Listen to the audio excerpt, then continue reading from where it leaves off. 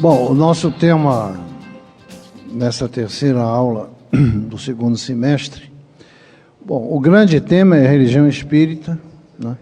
Nós estamos avaliando uma coisa que está muito em voga, está sendo muito procurada, que é a questão da era do espírito, né?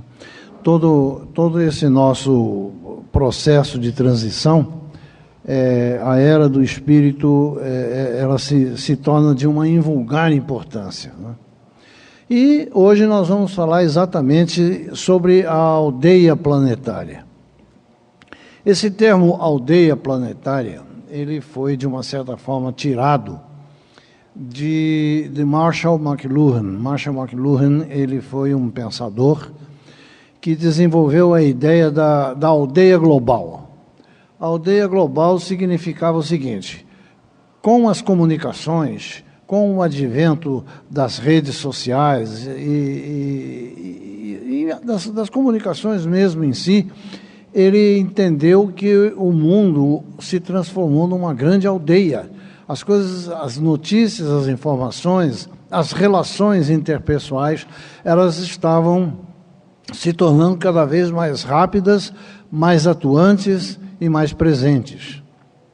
Então, quando nós, e vamos ver isso aqui, quando nós começamos a expandir esse conceito do conhecimento, das informações, do próprio entendimento do cosmos em si, nós vamos perceber que, em termos universais, nós também fazemos parte de uma grande aldeia.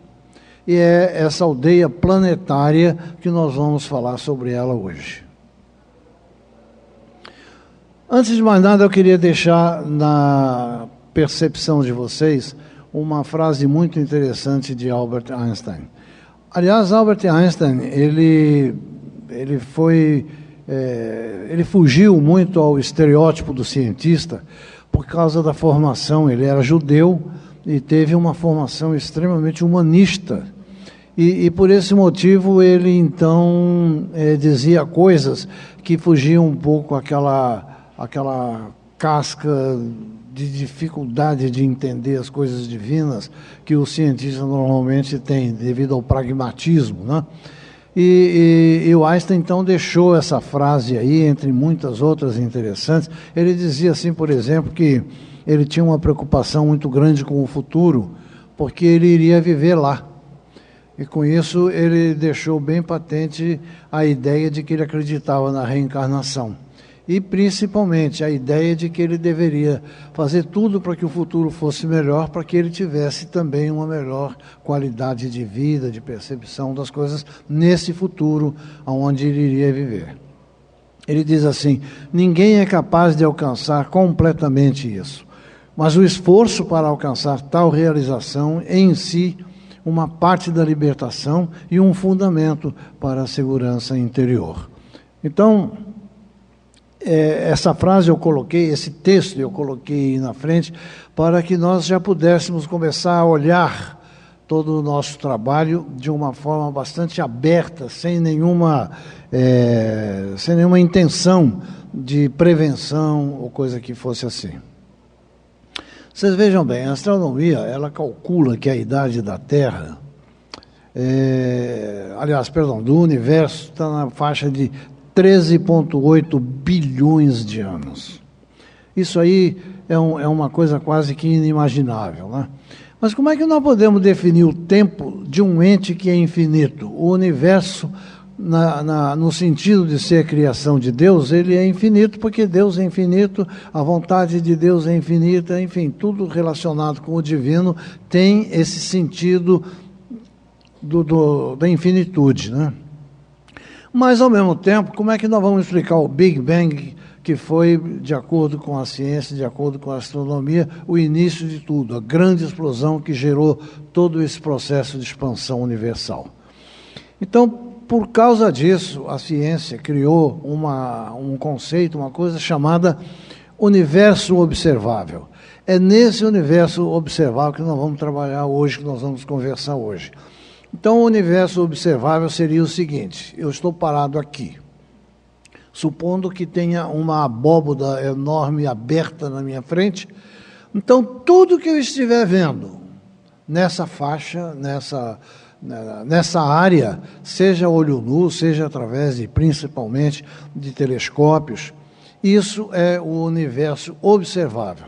E é evidente que tem muito mais do que isso, mas nós temos que trabalhar com aquilo que está dentro da nossa realidade. Então, vocês vejam bem, existe um número aproximado de cerca de 2 trilhões de galáxias nesse universo observável. E existe um número aproximado entre 100 e 400 bilhões de estrelas só na Via Láctea, que faz parte desse universo observável, né? Então, existem cerca de 160 bilhões de planetas, aí sim, só na Via Láctea. Esses números grandiosos que eu estou dando, é para que se tenha a dimensão daquilo que nós estamos desenvolvendo em termos de raciocínio. Veja bem, só na Via Láctea são 160 bilhões de planetas. Nós somos aqui um. Essa é uma concepção feita pela NASA do universo observável. Então, basicamente, aqui, levando em consideração, aqui funciona como um planisfério, foi aberto, né? Esse círculo ficou aberto, assim. Então, mais ou menos aqui ficaria um observador e todo esse campo que estivesse ao alcance, não só dele, pelo olho nu, mas também com telescópios e com outros recursos, isso seria o campo visual observável. É nesse universo que nós trabalhamos. Olha só, a Terra tem mais ou menos 4,5 bilhões de anos. Essa é a idade geológica da Terra. Os primeiros hominídeos, ou seja, os primeiros seres no desenvolvimento do caminho para o ser humano foram, podemos chamar o Homo habilis, que foi o mais próximo, e a idade dele está entre 1,5 a 2,4 bilhões de anos. E os primeiros homens surgiram há cerca de 120 milhões de anos na sequência do Neandertal, que é a espécie o Homo sapiens. Então, vocês vejam bem, foram necessários 4,9 bilhões de anos para que a natureza desenvolvesse critérios que permitissem que surgisse o Homo sapiens. Ou seja, 4,9 bilhões de anos com esse planeta tremendo, virando, o continente mexendo, transformações, oceanos, glaciações, uma série de problemas e questões geológicas, transformando a Terra até que ela pudesse atingir um meio ambiente que pudesse idealizar o Homo sapiens e permitisse, portanto, que começassem a vir as primeiras migrações de outros planetas, de espíritos que tinham necessidade de começar num mundo primitivo a sua continuidade de aprendizado em caminho da perfeição. Então vocês veem aqui que Deus estabeleceu todo esse tempo para que o homem habitasse a Terra numa coexistência adequada, e essa coexistência adequada levar 120 mil anos para chegar até onde nós estamos, né? E agora? Nós estamos ouvindo notícias de que estamos caminhando dentro de um processo bastante acelerado de transição, estamos caminhando para novas perspectivas dentro do desenvolvimento do nosso espírito. As notícias, as lendas, as conversas são de que o mundo vai acabar. Então, meus amigos, Deus levaria 4,9 bilhões de anos para permitir que o ambiente fosse habitável para o Homo sapiens. O Homo sapiens levaria, a espécie humana levaria 120 milhões de anos para chegar ao Homo sapiens e, de repente, acabar tudo? Estaria, então, Deus fazendo alguma coisa que fosse inútil?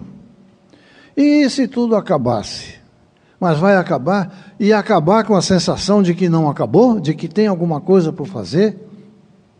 Onde é que ficariam então as promessas de um mundo melhor, mais justo, eticamente adequado?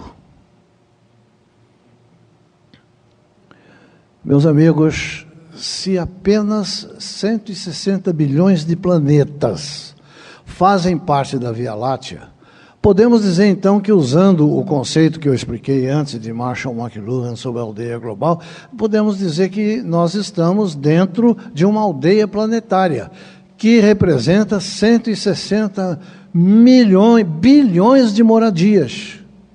E isto que significa que nós não estamos sós. Os astrofísicos, eles calculam que cerca de 62% desses planetas na Via Láctea, eles sejam semelhantes à Terra. Ou seja, 99,2 bilhões de planetas, eles têm de alguma forma uma semelhança com a Terra. Então, naquele universo observável que nós vimos agora há pouco, nós temos 99,2 bilhões de planetas semelhantes à Terra. E somente aqui haveria vida inteligente diante de todos esses números? Será que o planeta Terra, que faz parte de um sistema solar, que é dos mais simples, que é dos mais recônditos, que está localizado lá na beira da Via Láctea, só aqui haveria vida inteligente? Qual é a lógica que tem nisso? Qual é a expectativa que nós temos? Tão imperfeitos, ainda lutamos, ainda temos guerras, ainda temos inveja, ainda temos uma falta de consideração com o nosso semelhante, ainda somos prepotentes, ambiciosos. Essa vida inteligente é que estaria representando todo esse conceito no universo? E tem mais um detalhe. Nós estamos falando aqui em bilhões e bilhões de planetas, mas o próprio planeta Terra não entrou nessa contagem. Só como esclarecimento, essa contagem foi feita através de um astrônomo americano, o nome dele é Drake, é a famosa fórmula de Drake. Ele, através de modelos matemáticos, ele conseguiu criar valores teóricos referentes a todos esses números, de galáxias, planetas, etc. Ah, mas isso está correto? A questão não é que esteja correto, está dentro de um modelo matemático. E os modelos matemáticos, por si só, são lógicos. Então, a Terra, o nosso planeta, essa beleza onde nós achamos que só aqui tem vida inteligente, nem sequer nesta contagem de bilhões entrou. Porque esses planetas que entraram na fórmula de Drake são aqueles que, no mínimo, têm uma massa maior do que 5 vezes maior do que a Terra. Então, nem nessa contagem nós estamos. Assim, humildemente, nós temos que considerar que a vida, a expressão racional da vontade de Deus, não existe somente na Terra, que é um planeta pequeno, inexpressível, membro de um sistema planetário que não tem grandes expressões, né? A magnitude do Sol é quinta grandeza. Uma estrela de quinta grandeza, se tivesse sendo observada de um outro planeta a olho nu, ela nem dava para ver, de tão fraquinho que é. É nesse contexto que nós estamos. Então, eu estou passando para vocês todos esses números, todos esses critérios, essas condições, tudo isso é ciência. Tudo isso, se vocês forem, por exemplo, existe um livro daquele Mourão, que já faleceu, mas ele era um astrônomo muito conhecido, esses números todos estão no livro dele. Entendeu? E isso também está disponível nos sites da NASA. Isso aí são coisas factíveis, reais, né? A própria ciência nos coloca diante de um quadro onde nós percebemos não só a grandeza do universo, como a nossa própria dificuldade em entendermos isso, e também para nos mostrar a lógica que nos falta quando nós olhamos para dentro do nosso umbigo e esquecemos de olhar para fora a grandeza disso tudo. Existiu um outro astrônomo, Carl Sagan, que eu assisti palestras dele, inclusive. Ele dizia que quando ele abria, ele trabalhava num observatório no Monte Palomar, nos Estados Unidos. Ele dizia, aquela cúpula, né? A cúpula se abria para que fizessem, os astrônomos fizessem as observações pelo telescópio do céu que se descortinava diante deles. Ele dizia que quando ele abria aquilo, ele ficava olhando para aquela abóboda toda estrelada, ele dizia assim: será? Será? Ele existe. Alguma coisa tem que fazer esse controle que não seja exclusivamente as leis da astrofísica. Tem muito mais aqui do que a mecânica celeste. Tem alguém que inventou a mecânica celeste. Carl Sagan também era judeu e também foi criado dentro do conceito da existência de Deus e da religião única. Então, aquilo então nele gerava não chegava a gerar um conflito, porque ele tinha a consciência de aceitar. Mas ficava uma coisa muito complicada para ele, aquele troço todo, porque ele vivia em torno de pessoas absolutamente céticas. Deus nada faz que possa ser inútil. Isso aí, nós não podemos, se nós acreditamos em Deus, se nós partimos do princípio que Deus é a inteligência suprema do universo e é a causa primária de todas as coisas, nós não podemos abstrair o conceito, a ideia, o axioma de que Deus não faz nada inútil. Se Ele não faz nada inútil, então esses trilhões de galáxias que estão circundando não só o universo observável, como fora dele, têm uma finalidade. Não tenham dúvida quanto a isso. A vida ocorre, pois, em todos os quadrantes do universo. Então é muito interessante quando a gente vê às vezes uma notícia no jornal, eles dizem assim: foi observado um exoplaneta, um planeta fora do sistema solar, e a única dúvida é se existe vida lá, porque não foi identificada a presença de água.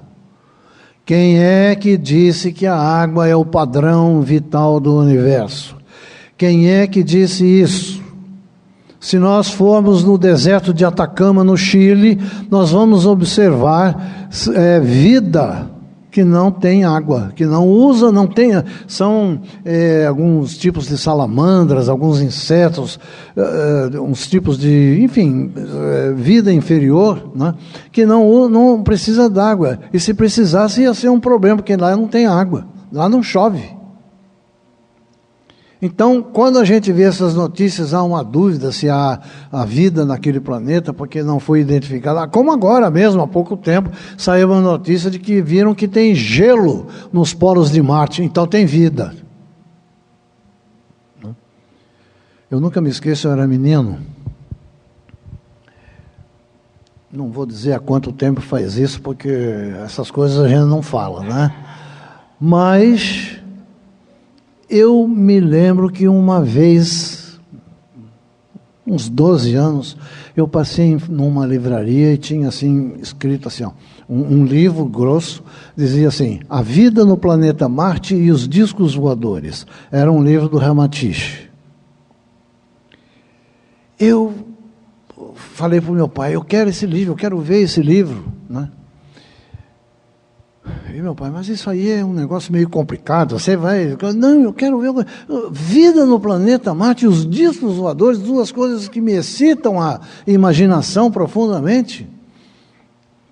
Ele não deu não, porque ele ficou com medo de eu querer pegar um disco voador e ir para Marte, né? Mas e aquele livro ficou no meu imaginário. Já depois, já estudante, adulto, universitário, num sebo eu vi esse livro, comprei, não teve dúvida, e li o livro, né? Vocês conhecem aquela brincadeira do espanhol que ele diz assim: eu não creio em brujerias, pero que las hay. Então, eu não acredito em bruxaria, mas que existe, existe. Então, eu li o livro e ficou em mim uma imagem de que aquilo era uma coisa que não era uma questão de você acreditar ou não, era uma questão de você entender e usar o raciocínio e a lógica para ver até onde aquilo podia ter algum vislumbre de realidade, né? Na medida que o tempo passou, na medida que as coisas foram acontecendo, os estudos foram evoluindo, eu fui tendo a percepção da vida, de outras coisas. Hoje em dia, por exemplo, eu não tenho a menor dúvida, em função do que nós estamos vendo aqui hoje, de que a vida pode estar em Marte, que a vida pode estar em Vênus, que a vida pode estar em Alfa Centauro, que a vida pode estar em lugares que a gente não pode nem fazer ideia, porque estão a milhões de anos-luz daqui.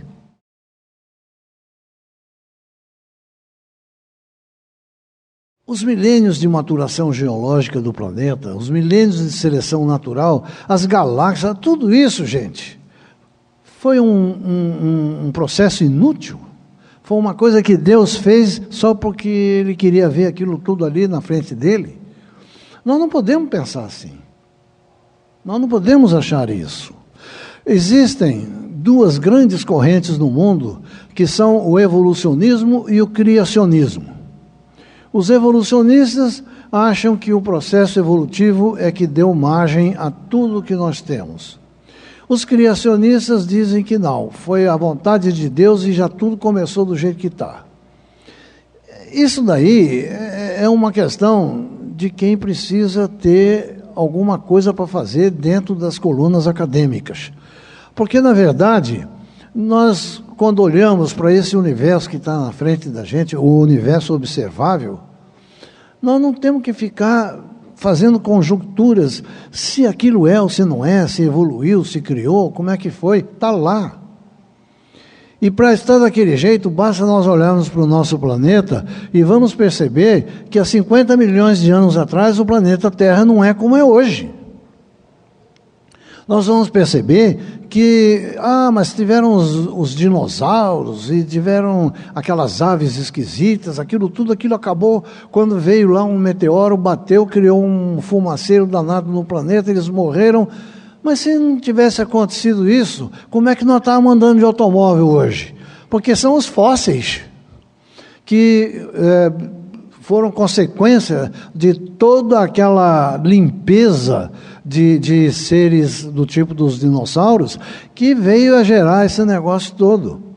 Então, aquele meteoro que bateu na Terra, a mortandade de todos esses animais, que não tinham mais finalidade, eles tiveram finalidade dentro de um determinado princípio que os engenheiros espirituais estavam utilizando para o planeta naquela época. Depois daquilo, a única coisa que eles podiam ser é mesmo fósseis. E como fósseis, gerar o que geram hoje a nossa facilidade de locomoção, as coisas que nós temos, né?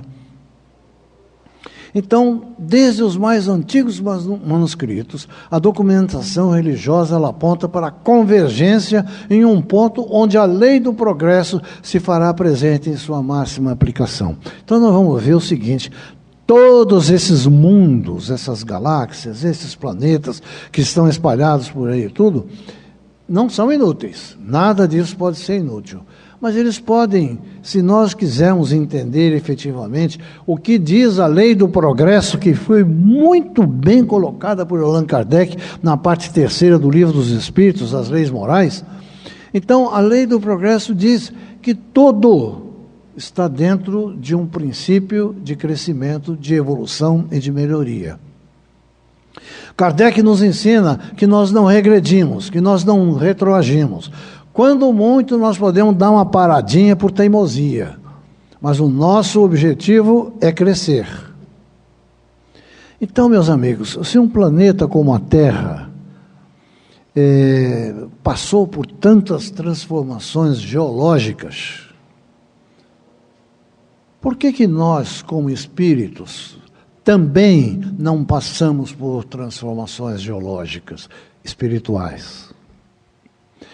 Como é que nós podemos entender que a natureza, os itens imateriais, Os itens materiais, todos eles passam por um processo. Eu não sou a mesma coisa que eu era quando eu tinha 20 anos. O meu pensar mudou. Eu sou espírita de nascença, os meus pais já eram espíritas. Então, eu me lembro quando eu ganhei o meu primeiro Evangelho segundo o Espiritismo, do meu pai.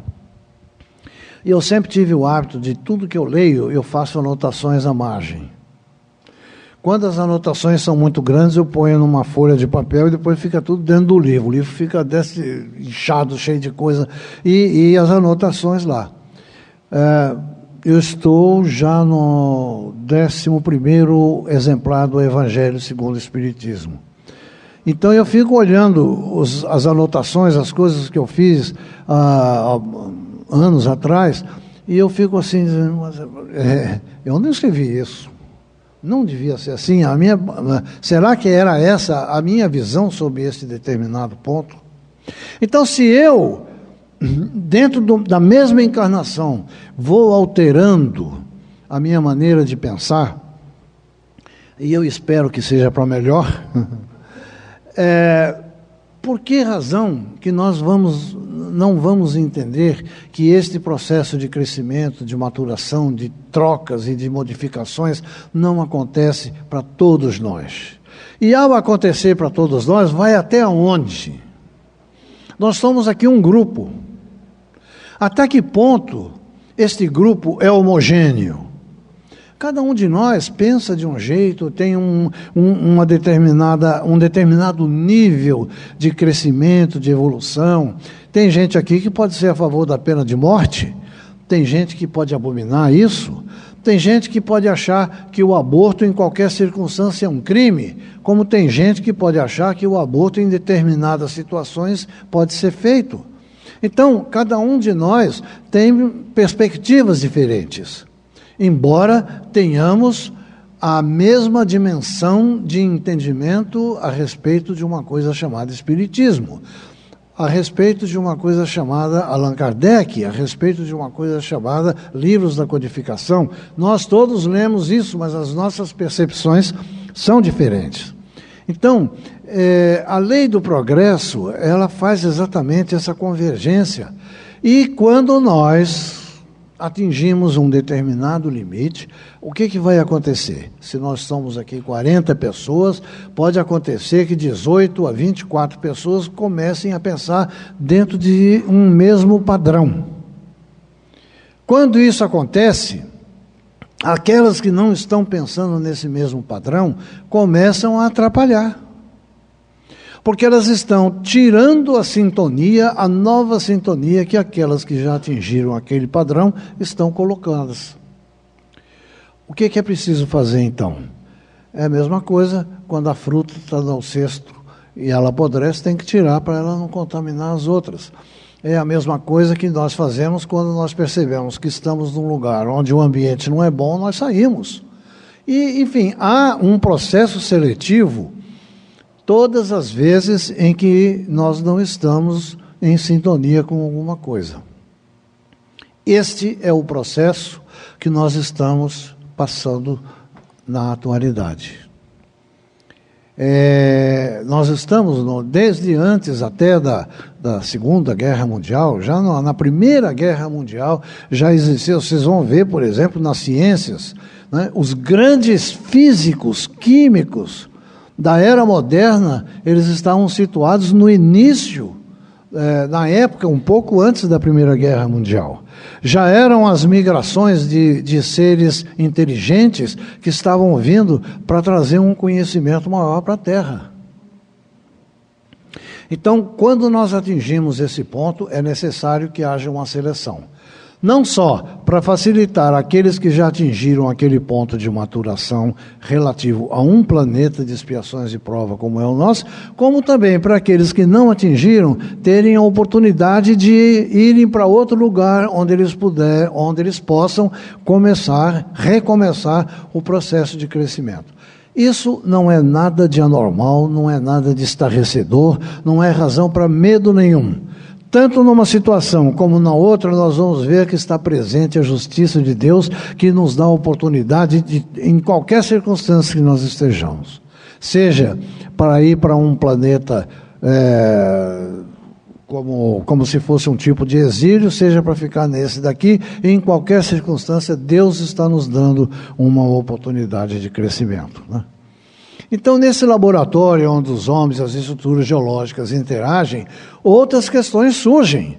Então, se nós temos um padrão de comportamento, então se o nosso planeta vai ficar, digamos assim, depurado, e aqueles que não tiverem atingido esse padrão vão para outro, então, nós não somos os únicos seres inteligentes no universo.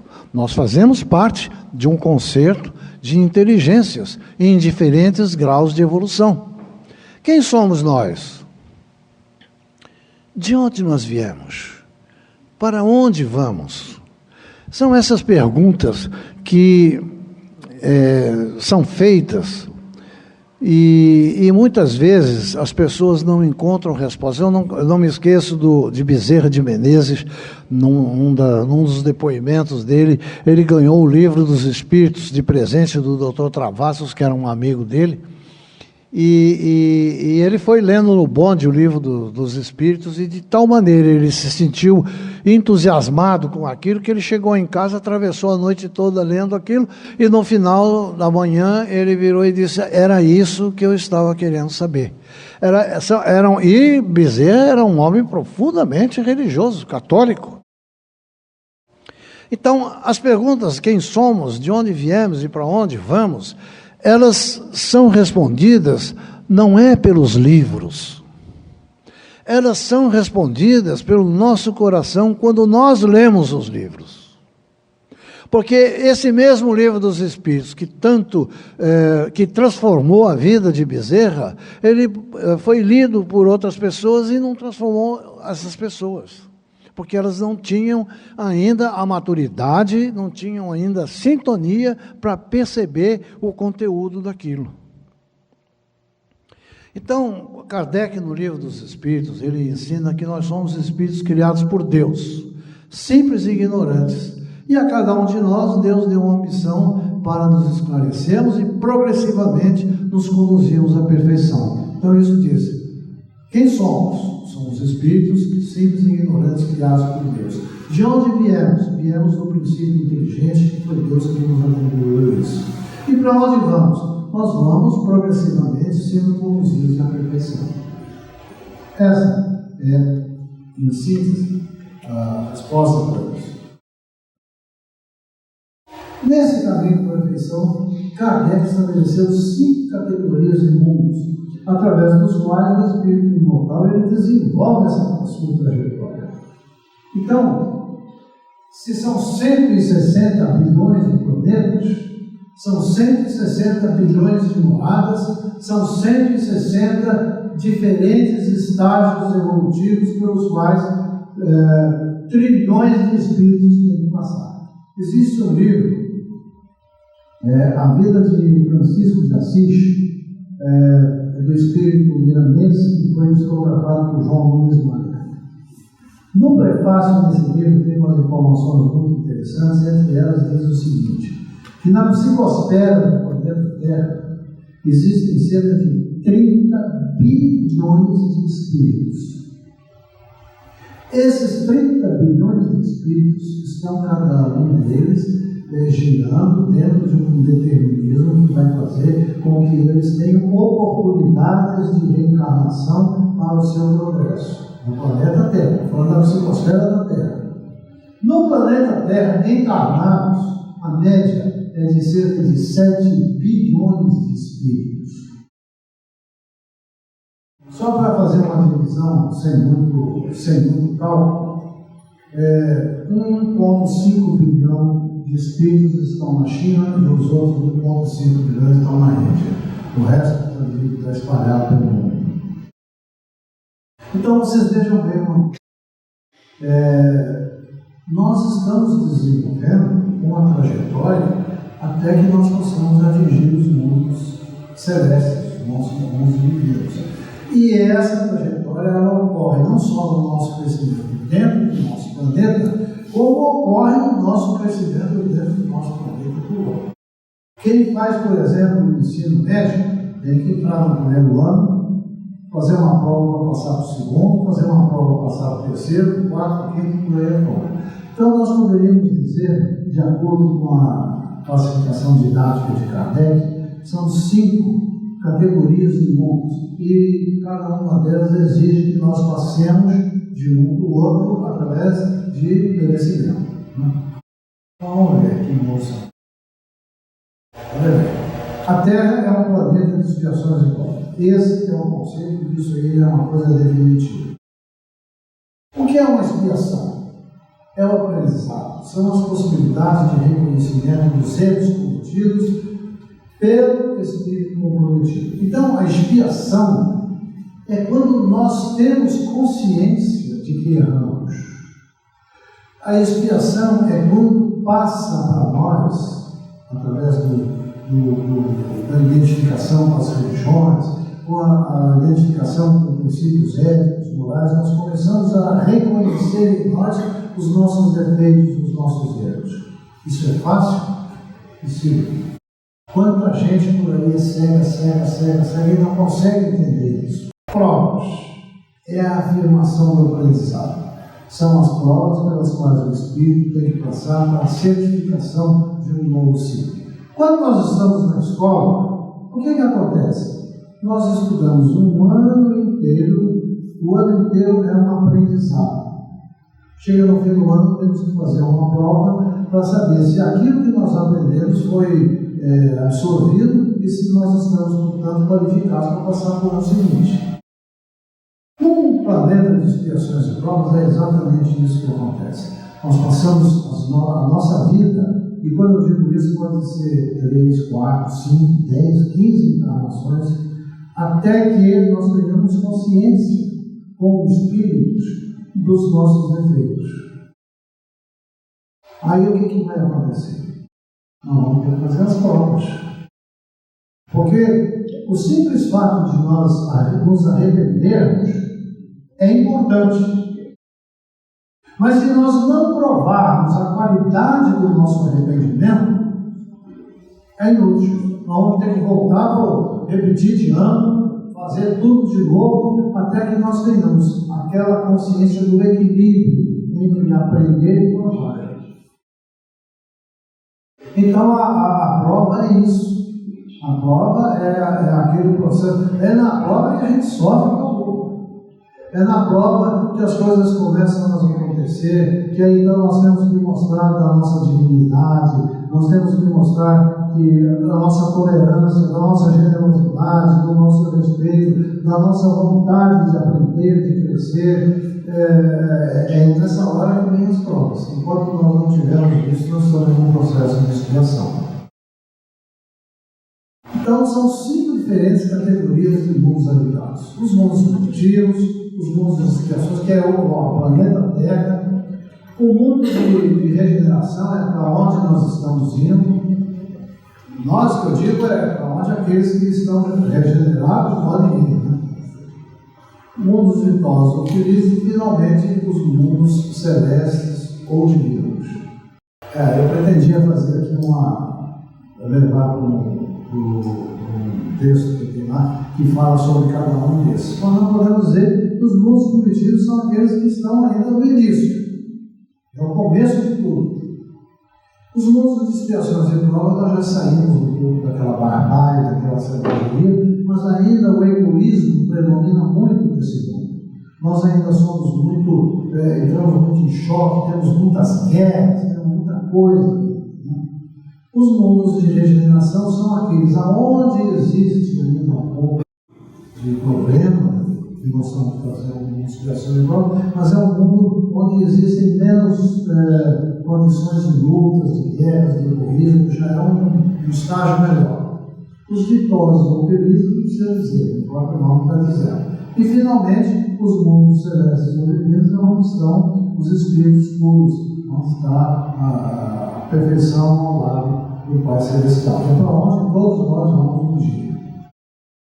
Então, do ponto de vista das lições que o Espiritismo oferece, entende-se que o universo é um permanente processo dinâmico de vida. O universo, sempre que eu quero dizer a respeito da dinâmica do universo, eu digo assim, é só olhar numa panela de pipoca. Ele está sempre pulando, está sempre num estado de agitação, num estado de movimento, e além de ter um cheirinho bom. É isso que é o modo que nós podemos dizer que é a nossa aldeia planetária. É esse universo. Esse universo, ele é tão grande, mas não é uma aldeia. Porque pela expressão da vontade de Deus, a vida se repete, a vida se recicla, a vida se movimenta, se transforma. Então, ele é uma aldeia, porque nós nos comunicamos através dela, né? Em milhões de planetas, só na Via Láctea, imaginem vocês quantos milhões de planetas tem de expiações de provas como o nosso, né? Então, nesse momento, não está ocorrendo uma situação idêntica da Terra. E isso são lá os exoplanetas já noticiados pela imprensa, mas que a ciência ainda tem alguma dúvida se tem ou não vida lá, porque não viu água. Então, vejam bem vocês. A lei do progresso, ela persiste, ela domina, ela impulsiona. A lei do progresso é o grande combustível que nós precisamos. É ela quem nos motiva. E é por isso que no Evangelho de João, no capítulo 14, versículo 2, ele repete as palavras de Jesus quando diz que a casa do Pai tem muitas moradas. Olha que interessante, a maneira poética com que Jesus diz: a casa do meu Pai tem muitas moradas. Eu vou na frente para preparar para que vocês possam ir depois. Ou seja, ele nos diz primeiro: não temais, não fiquem aflitos. A casa do Pai tem muita morada, não há necessidade nenhuma de você se apegar a essa. Eu vou na frente, vou preparar tudo, e quando for a hora, vocês vão para lá e vão chegar lá e vão encontrar lá. Então, ao mesmo tempo que eu estava falando dos egos do planeta, vocês imaginam, nesse exato momento, quantas moradas estão prontas e quantos espíritos estão indo para lá para nelas habitarem dentro do merecimento que conquistaram. Então, essa panela de pipoca que eu estou falando para vocês, é esse dinamismo, é essa grandeza que existe em tudo isso. Por esse motivo, meus amigos, que o Cristo disse: não temais, não precisa ficar com medo. Então, quando eu ouço essas notícias de fim de mundo, quando eu ouço as notícias que o mundo vai acabar, que o país que vai aquilo, eu estou sendo muito honesto com vocês, muito. Eu não tenho o menor medo disso. Porque de um jeito ou de outro, quer que eu seja banido para um outro planeta de expiações de prova, para eu começar um processo de aprendizado para a minha melhoria, quer eu fique por aqui e possa conviver ditosamente com os meus amigos, os meus companheiros no processo de regeneração, em qualquer uma dessas casos, dessas situações, eu estou sendo abençoado. Eu estou sendo atendido na lei de Deus. Eu não sou aquilo que algumas tradições religiosas dizem, o degradado filho de Eva, e vou sentar no meio do inferno lá eternamente. Isso não faz sentido com a lei de Deus. Com a lei de bondade, com a lei de amor, com a lei de respeito. Eu não posso, pelos meus erros, receber uma condenação eterna. Senão não faz sentido aquele princípio inteligente que eu recebi quando fui formado. Então não faz sentido eu ser um potencial habitante de bilhões de planetas. Se não for assim, nada faz sentido. E se nada faz sentido, então Deus criou tudo inútil. São coisas que a gente às vezes tem que pensar e não pode deixar de levar em consideração.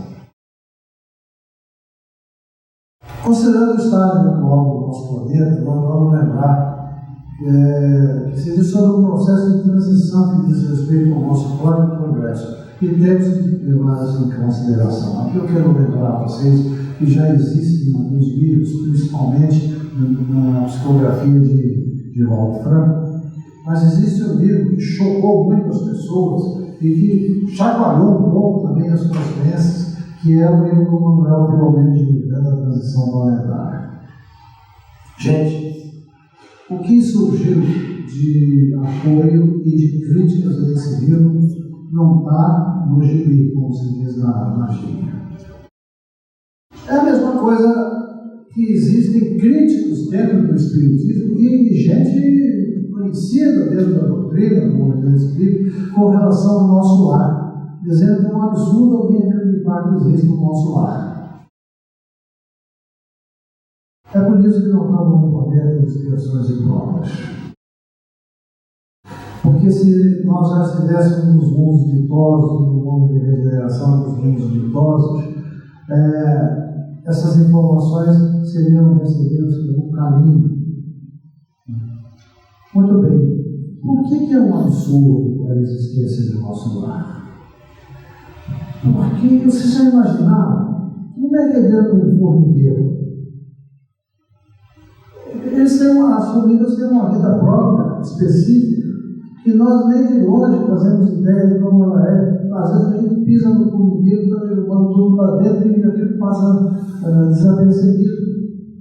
Por que o João de Barro, quando ele constrói a casinha dele, ele sempre faz a porta da casa orientada de tal forma que ele não seja vítima do vento?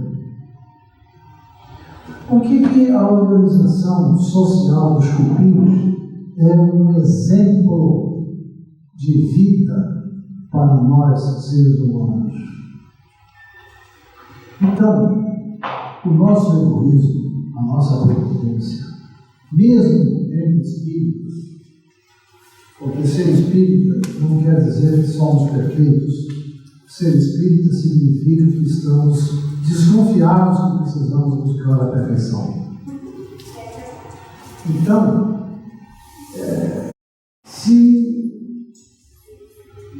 o livro Transição Planetária, como também eu amo um outro livro que igual qualquer coisa do amanhecer, que fugiu agora aqui, são livros que estão falando sobre uma guerra. Se nós quisermos ler esse alerta e não ficarmos perdendo tempo em dizer, mas o tsunami era um tsunami, tiraram o sujeito aqui do Brasil para ir acudir o tsunami lá no Sudeste Asiático, não sei o que lá. Isso são periferias que não tem o menor sentido.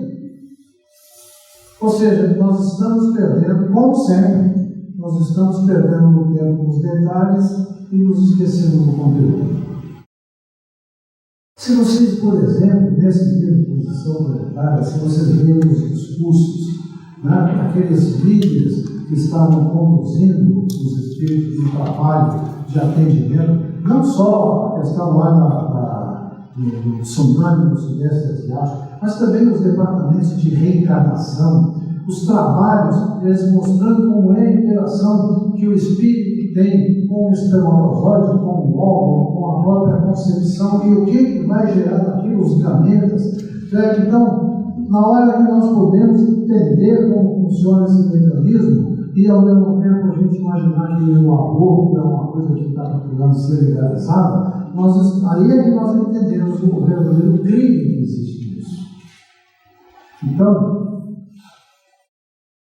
é esse o processo. Vamos entender. O doutor Artemio, esse doutor Artemio da Transição Planetária, ele fala coisas importantíssimas, muito importantes mesmo. Eu costumo, quando eu falo sobre isso, não só o doutor Artemio, tem o doutor Silvio, que é um geneticista, que aparece no livro como sendo uma pessoa responsável pelo processo das reencarnações.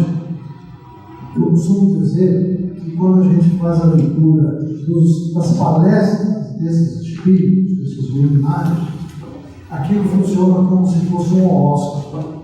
Cada um de nós que lê aquilo encaixa em si o que eles estão falando lá. É como se fosse um horóscopo. De tão objetivo, de tão claro que aquilo é. Esse conteúdo é que é importante que nós entendamos.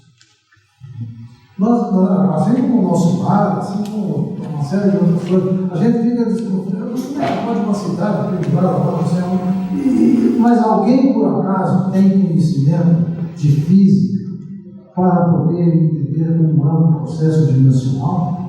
Como é que funcionam as estruturas dimensionais? Para saber que o fato de se falar em nosso lar é um outro mundo, é uma outra visão, é uma outra estrutura dimensional. Não se pode pensar que o nosso lar está pendurado na rua, lá em cima.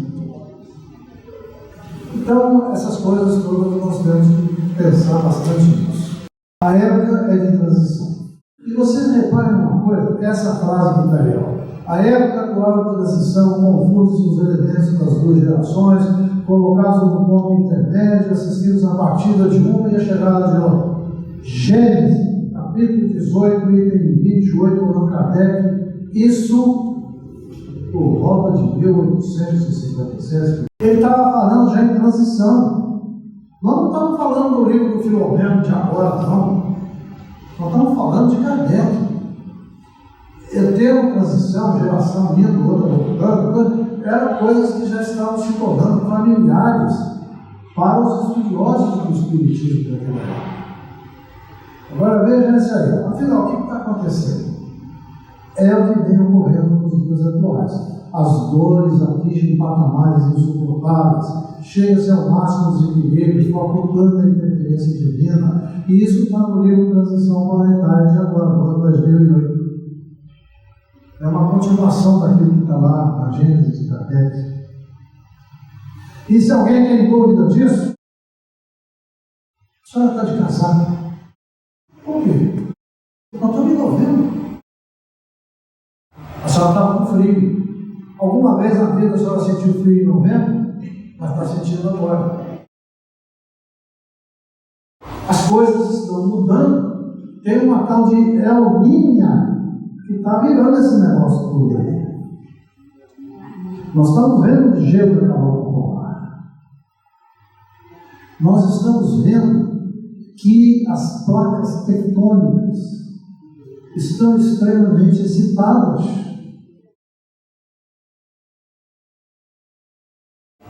Isso é para ter medo?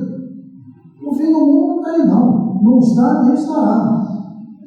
Aquelas profecias trágicas de que o mundo vai acabar em fogo, já acabou em água, ou vai acabar em água, ou acabou em fogo, em água, sei lá, não vai acabar nada. Esses processos naturais, terremotos, tsunamis,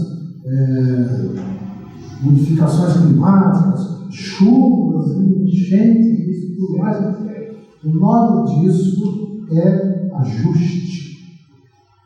Isso está numa outra lei moral chamada lei da destruição. Nenhuma destruição é para destruir.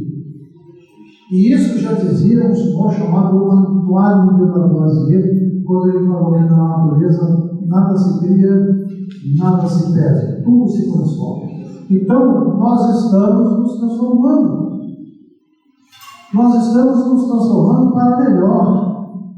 E quem não entender isso, vai para outro lugar, vai para outro planeta e lá vai aprender, começando de novo, que nada se perde. Se nada se perde, por que eu vou ter medo do fim do mundo? Por que eu vou ter medo do processo de transformação? Eu sou imortal. E se eu sou imortal, se eu não for agora, vai ser daqui a 100 anos. Mas vai ser. Eu tenho, só na Via Láctea, 160 bilhões de planetas para morar ao longo do meu processo infinito de aperfeiçoamento. Então, qual é o problema? Eu estou só me transformando. Se eu não ficar na Terra, se eu for para o outro planeta, planeta, eu estou simplesmente mudando de casa. Mas não é mudar de casa que é importante, o importante é mudar de cabeça, é mudar de coração, é mudar de percepção. E se existem, como dizem aqui os nossos cientistas, como diz o astrônomo Drake na sua fórmula famosa, existem 62 milhões de planetas só na Via Láctea, parecidos com a Terra. Então vamos para um planeta parecido com isso aqui. Talvez até caia numa ilha de Guanabara para poder viver no Rio de Janeiro de novo, no meio dos submarinos, dos Tupinambás, e começar a aprender tudo de novo. Não há problema para isso. E nós ficamos morrendo de medo. Então eu digo assim, eu vou tratar de ser bom, porque assim eu fico por aqui. Não é isso. Ser bom, meus amigos, não se compra. Ser bom não é uma indulgência a ser comprada. Ser bom não é um dízimo que se toca. Ser bom é uma percepção de convencimento da importância que tem ser melhor. Então, qualquer mundo que eu esteja, se for para melhorar, eu vou. Quando é que vão acontecer essas coisas? Ninguém sabe. Nem mesmo o filho, nem mesmo que eu simplifiquei, mas nem mesmo o filho, nem mesmo os anjos, nem os querubins, senão o Pai. Então eu não sei quando essas coisas. Isso Jesus já dizia, quando ele, saindo com os seus discípulos, ele apontou para o templo de Salomão e disse assim, não ficará pedra sobre pedra. E os discípulos ficaram apavorados. Mas quando vai acontecer isso? Foi aí que Jesus deu essa resposta aí. Ninguém sabe. E o templo de Salomão foi destruído 3 vezes. Eles construíram de novo, vinham outro invasor, destruíram aqui outra vez, porque o templo de Salomão é o símbolo do orgulho e da prepotência dos judeus. Olha, nós atingimos os tempos anunciados. Isso está sendo dito em Gênesis de Allan Kardec. Não está sendo dito pela transição planetária do Filomeno com o de Paulo. Está sendo dito lá ainda, no século XIX. Todas as profecias afirmam que surgirá um mundo melhor. Vocês reparem nisso. Por quê? Porque, meus amigos, sem dúvida nenhuma, apesar de tudo, apesar da corrupção, apesar dos desmandos, apesar das guerras, apesar de agora mesmo foi descoberto um cemitério lá no Iraque, com cerca de 250 corpos decapitados. Olha que maldade isso! Mas apesar disso, Deus está no comando. Por que existe aquele Estado Islâmico? Por que existem essas revoltas todas? Isso tudo são as heranças que nós temos das cruzadas. Essas coisas são heranças que nós temos da tragédia da escravidão. Essas coisas todas, elas se repercutem, porque nós só podemos melhorar no momento que nós tivermos pago até o último centavo. E enquanto não tivermos feito isso, vamos estar pagando por isso tudo. Então, meus amigos, quando as coisas nos acontecem, quando os dissabores nos acontecem, quando nós estamos no fundo do poço, não é masoquismo, não, nós temos que agradecer. Agradecemos não por masoquismo, mas agradecemos pela consciência que estamos tendo a oportunidade de melhorar. Porque se não for assim, não melhoramos. E se não melhoramos, vamos ficar patinando aí de planeta em planeta até não sei quando. Olha aí o que o doutor Artemio de Moraes, numa transição planetária, ele fala. Todas as profecias afirmam que surgirão um mundo melhor. Terras onde manarão o leite e o mel, paraíso de luz e beleza. E por que não dizer o reino dos céus na terra? Todas as promessas são nesse sentido. Vamos ter um mundo melhor? Outra vez, ó. Em João 14, versículo 2, há muitas moradas na casa do meu Pai. Isso lá no Evangelho, na Bíblia, lá no Novo Testamento. Agora, olha o que diz o Evangelho segundo o Espiritismo, 2000 anos depois. A terra pertence à categoria dos monstros de expiação e prova, razão por que ele vive o homem em abraços com tantas misérias. Então, nós estamos muito assembolados. O progresso é lei da natureza, isso é indiscutível. E agora chegou a um período de transformação para nós. A nossa aldeia planetária está se chacoalhando. Então, nós estamos mudando de bairro, nós estamos mudando de rua, nós estamos mudando. E a mudança é a grande verdade para todos nós. E olha quem está falando isso? Santo Agostinho, em 1862, no Evangelho segundo o Espiritismo. Quem lê esse texto sem olhar quem foi escrever vai pensar que foi escrito por algum profeta da semana passada. Então, os mundos de regeneração, que é para onde nós estamos nos propondo ir, eles servem de transição entre os mundos. A alma penitente encontra a calma e o repouso. Há uma equidade nas relações sociais. O que quer dizer equidade nas relações sociais? Isso significa o seguinte: eu não sou nem comunista, eu não sou nem democrata, eu não sou nem anarquista, eu não sou nem coisa nenhuma. Eu sou uma pessoa que pensa igual a todos os meus demais amigos, porque estamos na mesma faixa vibratória e o nosso objetivo é o progresso. O nosso objetivo é o crescimento comunitário, não só o meu. Representa a calma após a tempestade. Olha lá a tempestade que nós estamos passando já por ela. Ainda o homem é falível nesse mundo de regeneração. Agora, se não houver firmado bastante, ele volta. E veja bem, isso não é regredir, não. Nós passamos o ano inteiro estudando, fazendo uma prova. Não passou, repete o ano. Isso não é regredir, é repetir. Também Santo Agostinho falando isso está no nosso Evangelho. Agora, por que nada disso aconteceu antes? Porque tudo acontece no tempo e na hora certa. Todos nós temos o nosso tempo. Todos nós temos a nossa hora. Todos nós temos que... eu sou espírita. Por que eu não fui espírita há 200 anos atrás? Talvez eu não tivesse tido feito coisas que eu estou pagando por elas hoje.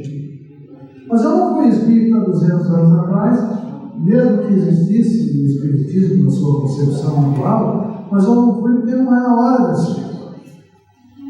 Não era o momento para isso. Por quê? Porque as coisas só acontecem para nós no exato momento em que nós temos condição de entendê-las. Senão, elas não fazem muito sentido.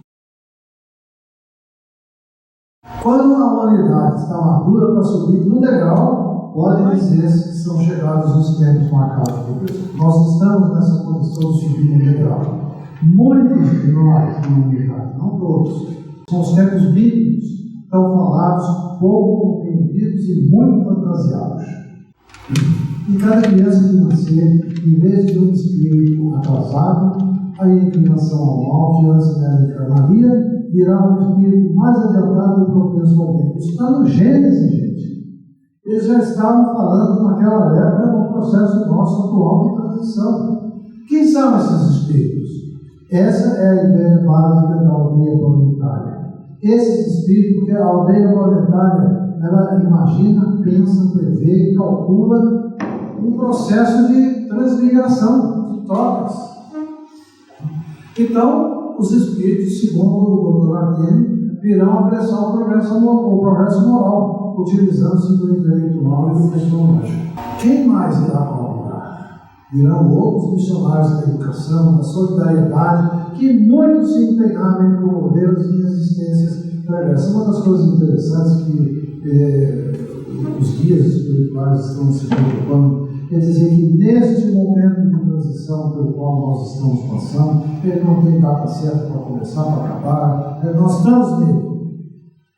É que todos aqueles grandes espíritos que ao longo da história da humanidade vieram para contribuir com alguma coisa para o progresso, eles estão vindo agora na cabeça.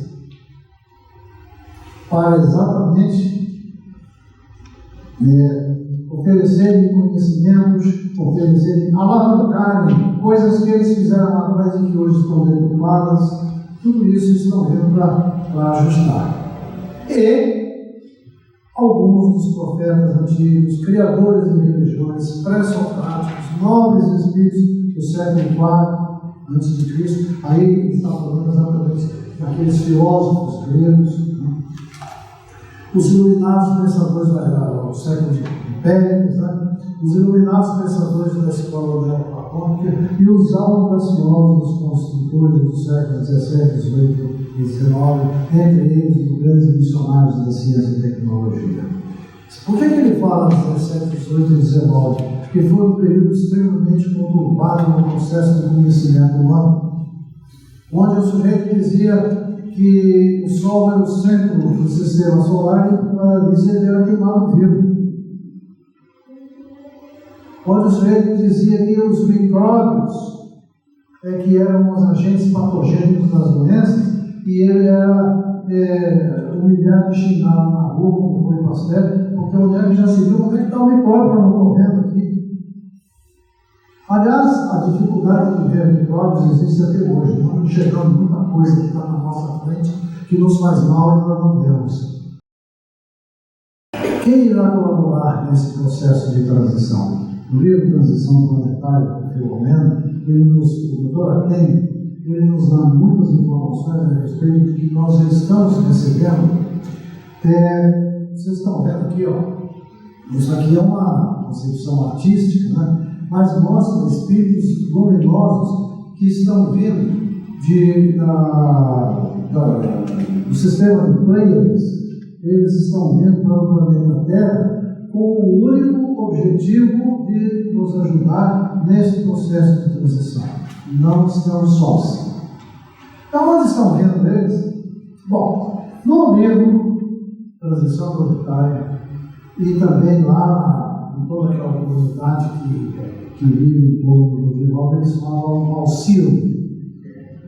Mas eu conversei com dois senhores astrônomos, conversei também no livro do Mourão, enfim, com outras pessoas, eles são unânimes em dizer que o nome é Alcione.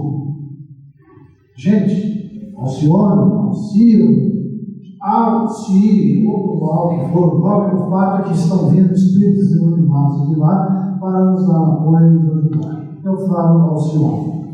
Quem quiser falar Alcino, não importa onde cai você. O que importa é que caia alguém de lá para nos ajudar. Vocês querem ver outra coisa? Essa questão de pronúncia, só para não estamos com um pouco de tempo. Quem aqui fala Emmanuel? Perfeitamente. Eu falo Emmanuel. Sabe por quê? Porque eu falo Israel, eu falo Jael, eu falo Jezebel, eu falo Manuel, eu falo todas as palavras de radical hebraico terminam com o som aberto na última sílaba. Qualquer um deles podem ver. Agora, por acaso, alguém em algum tempo nesse país, não se sabe como, quando, por uma questão até de sotaque, de alguma coisa, falou Emmanuel. E se esse alguém teve alguma projeção na comunidade, todo mundo começou a repetir esse nome, a história do Alcino. Então, o pessoal fala Emmanuel, está errado? Não está errado. Eu não estou preocupado em se é Emmanuel, se é Emmanuel, o que é. Agora, aqui ele falou coisas espetaculares, ele falou. Né? Então, seja lá do jeito que sai, ele falou, eu falo Emmanuel, porque eu vejo coerência no nome. Emmanuel, Israel, Ismael, Gabriel, Rafael. Entendeu? Então, por ver essa coerência, é que eu falo Emmanuel. Mas eu não quero dizer que eu estou certo e os outros errados. Então, olha aqui, gente, onde é que está Alcino ou Alcione. Aqui, ó. É desse sistema que estão vindo espíritos de grande elevação espiritual para nos ajudar. Alguns deles, segundo as minhas suspeitas, já vieram há perto de 100 anos.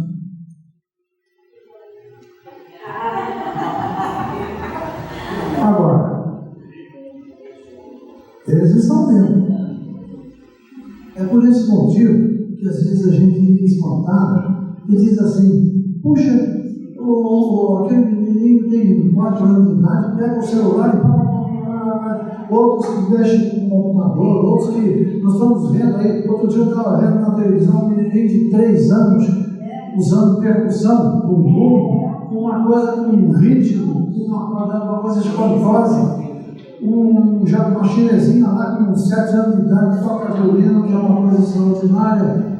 Então, a geração nova, meu Deus, ela não se comporá exclusivamente de espíritos evidentemente superiores, mas dos que se acham predispostos a assimilar todas as ideias progressistas e aptos a secundar o movimento de regeneração. Então, se todos nós aqui nos sentirmos pequenos para começar ou para contribuir com alguma coisa, já que estão vendo espíritos de Alcione, não. Nós podemos fazer a nossa parte sem qualquer tipo de preocupação com relação a se somos grandes, pequenos ou médios. Basta uma coisa: sintonia. Se nós tivermos sintonia com o bem, nós estaremos aptos para fazer qualquer coisa. A nova geração ela vai se distinguir pela inteligência e pela razão. Está em Gênesis. Sereis caracterizados no mundo pelas qualidades morais, pelos conteúdos psicológicos de reflexão. Doutor Artemio, transição planetária. Olha que coerência. Muitos entre eles gozarão desse estado particular, que é privilégio das grandes almas, como Jesus, que dá o poder de voar, etc. Isso está em obras póstumas. Aí começa aquela história de criança índigo, criança cristal, criança e outros minerais por aí. Enfim, todos eles estão vindo com um objetivo. Eu não gostaria de usar qualificativos, se é índigo, se é cristão, assim, que são espíritos que estão vindo com uma finalidade muito específica de nos ajudar, de nos dar apoio, de nos dar sustentação e exemplo.